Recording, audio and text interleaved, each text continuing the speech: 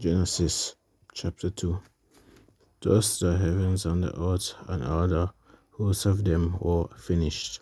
And on the seventh day God ended his work which he had done, and he rested on the seventh day from all his work which he had done.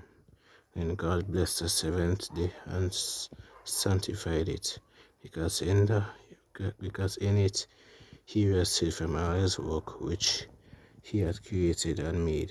This is the history of the heavens and the earth when they were created in the day that the Lord God made the earth and the heavens, before any plant of the field was in the earth, and before any herb of the field had grown.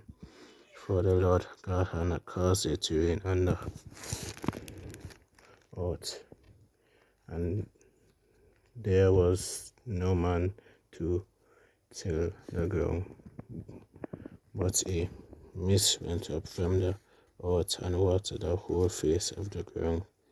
And the Lord God formed man of the dust of the ground and breathed into his nostrils the breath of God, and man became a living being. And the Lord God planted a garden eastward in Eden, and there he put man whom he had formed. And out of the ground the Lord God had made every tree that is pleasant to the sight and good for food. The tree of life was also in the midst of the garden, and the tree of knowledge of good and evil. Now a river went out of Eden towards the garden, and from there it had parted and became 4 riverheads. The name of the first is Pishon. It is one which skirts the whole land of Havilah, where there is gold, and the gold that is of that land is good. Miriam and the son are there.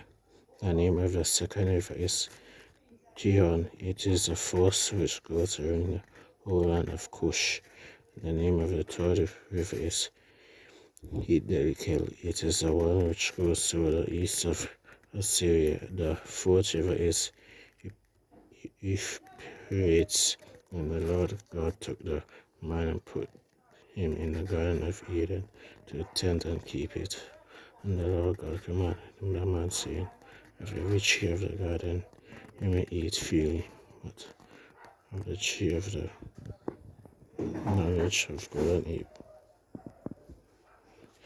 evil you shall not eat, for in the day that you eat it you shall surely die. And the Lord God said, it is not good that man should be alone. I will make him a helper comparable to him.